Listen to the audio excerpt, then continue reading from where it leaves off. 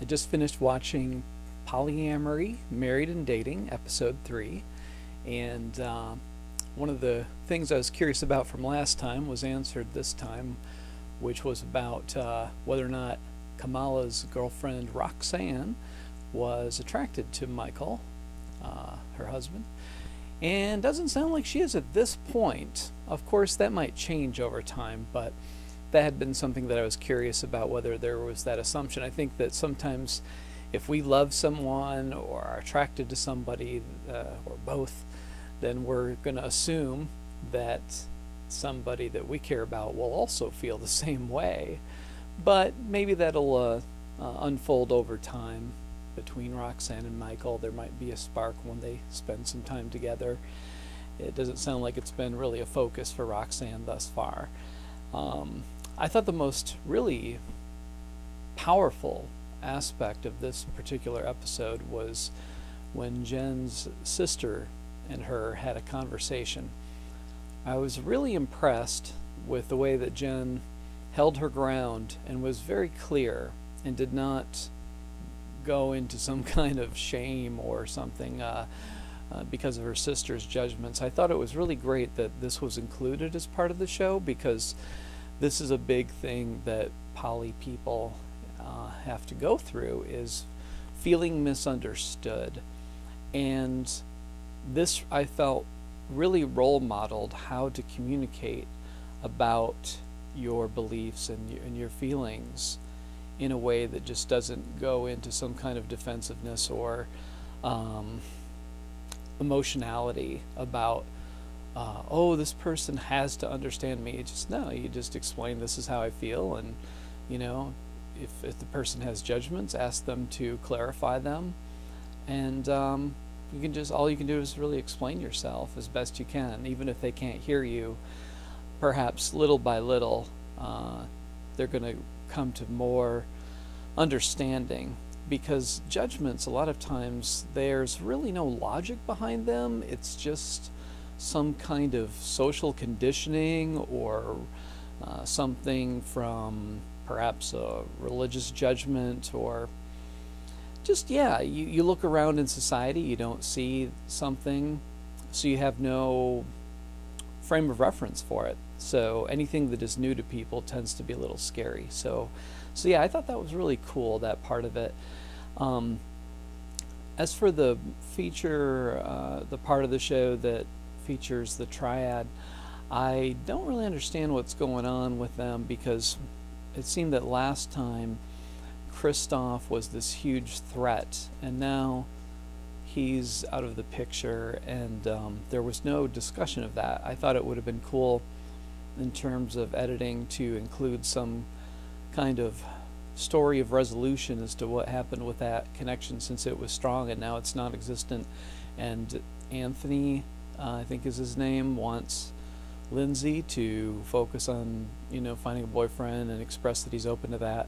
So it's kind of like it left me with the impression that there was like this primary energy amongst the triad in which the love is strong, and that outside of that, love, from, you know, watching the first 3 episodes, it seems like love represents a threat, and romance, sexuality is okay, which comes more from the, it reminds me more of a kind of like a swingers paradigm, you know, kind of a traditional approach that is in the past, you know, swingers really focused on the perpetuation of the monogamous relationship, but this is kind of like a polyfidelitous triad where the focus is on 3 of them, and relationships outside of that seem comfortable as long as it's just sexual.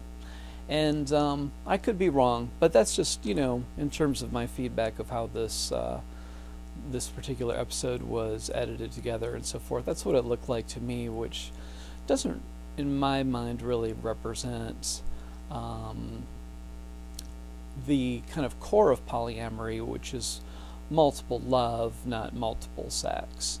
So anyhow, though, it's just so much of reality TV is about the editing. You know, you can really affect the way situations are portrayed through the process of editing, because I'm sure they have lots and lots and lots of footage to put together one 26-minute or whatever program. So I noticed as I watched this episode that it just seemed normal to me, whereas last time when I first heard about this show, it was like later that same day I watched the first and second episodes together, and I almost felt like I was in a dream.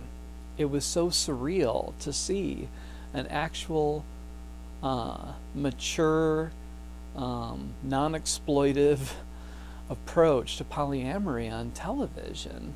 I mean, there's been things in the past where somebody goes on like the Montel Williams show, and then all the audience starts casting their aspersions and, you know, judging. It's just really abrasive. So this is such a welcome change of energy that's represented in this program. But yeah, just between that experience, like a week ago, when I saw the first 2 episodes, or less than a week ago, and then this one, it just felt like, okay, this is normal. And it made me realize that when we see examples of these things, it just becomes integrated so quickly into our awareness. Like now, it's normal to see healthy polyamorous relationships on television, and I think that's wonderful.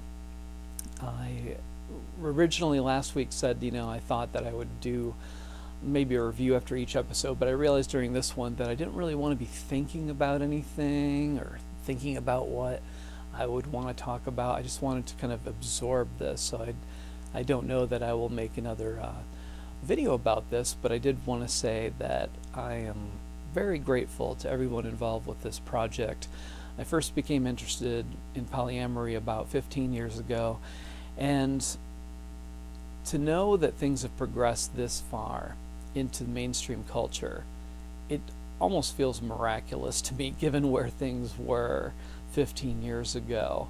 I mean, it's just, to me, it says that there is enough interest in this topic for it to continue on, and I hope this show continues on. I found myself while watching it today thinking it would really be great if this show went on for many seasons, you know, like decades into the future, and just continue to show the progression of these people's lives and how they change and evolve over time, and allow it to be this really long-term project. And if anyone hasn't seen the program, you know, if you're subscribed to this channel and are just hearing about it now, check it out and you know, see what you think of it. I think it's a really great example of people who are questioning the normal dominant paradigm, and I think that it's going to help to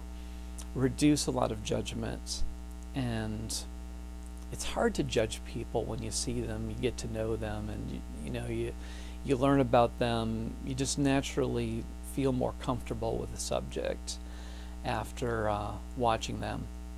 And I really appreciate and admire the consciousness and communication skills amongst the 2 couples that live together, Kamala, Michael, and Jen and Tahl. I think all of them just seem to be people that are very admirable in how they're approaching this this new way of loving, and utilizing this show as a way to role model.